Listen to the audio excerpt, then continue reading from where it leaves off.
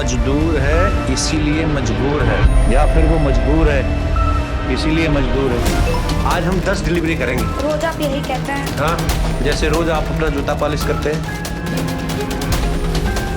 आज बहुत जल्दी आ गया। लगता है आज हमारा लकी डे है।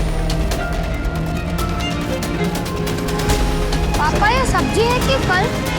क्या मालूम, हम कभी खाए हैं क्या? फैक्ट्री में 200 लोगों को संभाल लो, लेकिन ये ऐप हमारी जान लेगा। अच्छा, 20 डब्बा का ऑर्डर है, एक्स्ट्रा मिलेगा? अरे बिल्कुल नहीं, एक का जितना 100 का उतना। आपकी रेटिंग न्यूनतम स्तर से नीचे गिर गई। आप समझ नहीं रहे हैं, हमारा रेटिंग एकदम से डाउन हो गया है। आपको पता है आप कितने लकी हो? टाइम पे पैसा, आपकी मर्जी की शिफ्ट, पर आप लोगों की तो आदत ही बस कंप्लेंट करने की। आदत तो बस चुप रहने का है मैडम।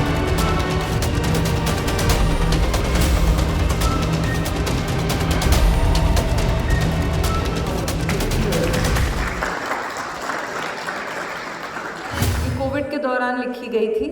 उस वक्त शुरुआत तो ऐसे हुई कि एक कोई जो फूड डिलीवरी के राइडर थे वो आए और फ़ोन पे पहले उन्होंने कहा कि मुझे मिल नहीं रहा है घर पर, मैं अभी पहुंच जाऊंगा, मुझे माफ़ कर दीजिए, थोड़े 2-3 मिनट लेट हो जाएंगे। वो आने के बाद 4 बार और बोल दिया उन्होंने, तो मैंने उनको कहा ठीक है कोई बात नहीं भैया, 5 मिनट लेट होने से कुछ नहीं होता।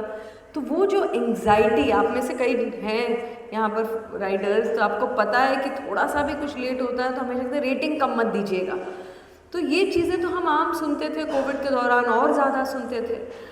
और उससे ये बात शुरू हुई कि इस पे शायद कुछ कहानी लिखनी चाहिए। इसके बारे में हमें ज़्यादा पता नहीं है, हम लोग कंज्यूमर्स हैं, हम पैकेट लेते हैं चले जाते हैं, हमें मालूम ही नहीं है। जैसे अभी मनोज जो उन्होंने जैसे कहा क्लासमेट हैं और हम इनको बहुत हमारे लिए ये आवाज़ उठाते हैं, तो हम बहुत आपको एडमायर करते हैं मनोज। तो जैसे इन्होंने कहा कि इस तरह का जो दिखाई दे, हिडन इन प्लेन साइड जिसको कहते हैं, कि ये चीज़ें दिखती नहीं है, उसे विजिबल बनाने की कोशिश हमने की इस फिल्म के द्वारा।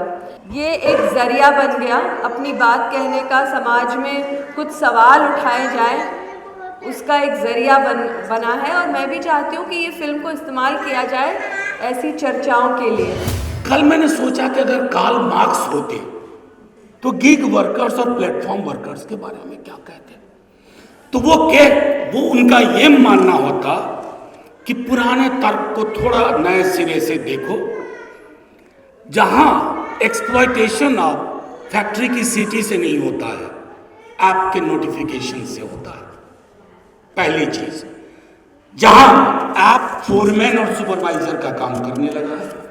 दूसरी चीज, श्रम पूंजी संबंध को भी इस प्लेटफॉर्म के अंदर जाकर के हम ऐसा उदाहरण तो उस दौर में भी नहीं था।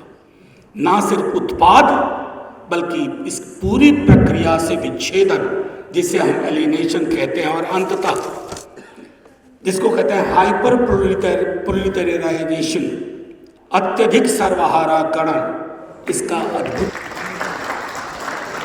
हमें 14 से 15 घंटे स्कूटी को राइड करना पड़ता है।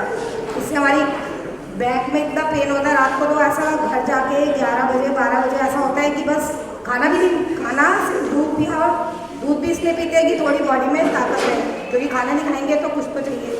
जाके ऐसे ही सो जाते हैं, फिर सुबह वही 7 बजे आप अगर एंट्री करोगे, जैसे इस पिक्चर में सब चीज़ दिखाई वही सब है। और लेडीज़ के लिए तो जब मतलब जिस टाइम उसको पीरियड्स वगैरह होते हैं उस टाइम के लिए तो बहुत ही दिक्कत होती है।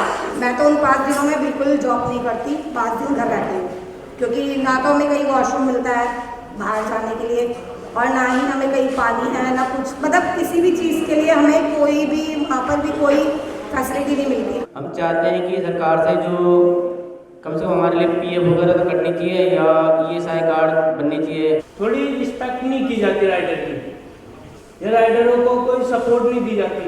हम इस चीज़ को अपने मैनेजर के आगे में रखते हैं ना, वहाँ पे भी सुनवाई नहीं होती। इधर जो बने वो करें, हमारे राइडर्स के लिए कहीं भी कोई स्थान नहीं है जहाँ जाकर अपनी समस्या अलग सके और कोई समस्या को सुन के उसका समाधान निकाले। राइडर्स को तो ये भी बोल दिया गया था कि अगर तुम लोगों ने स्ट्राइक करी तो तुम्हारी आईडी को परमानेंटली टर्मिनेट कर दिया जाएगा। मतलब एक तरीके से कंपनी ने धमकी दी थी राइडर्स को। और वो कहीं पे भी काम नहीं कर सकता है। प्रोसेस के बगैर मुझे लगता है कि किसी भी चीज़ को हम जायज़ नहीं ठहरा सकते। इसके अलावा जो पेमेंट का जो रेट है, इसके अलावा जो सड़कों की जो हालत है, ट्रैफिक की जो हालत है, बहुत सारी चीज़ों पे उन्होंने तवज्जो दिया है।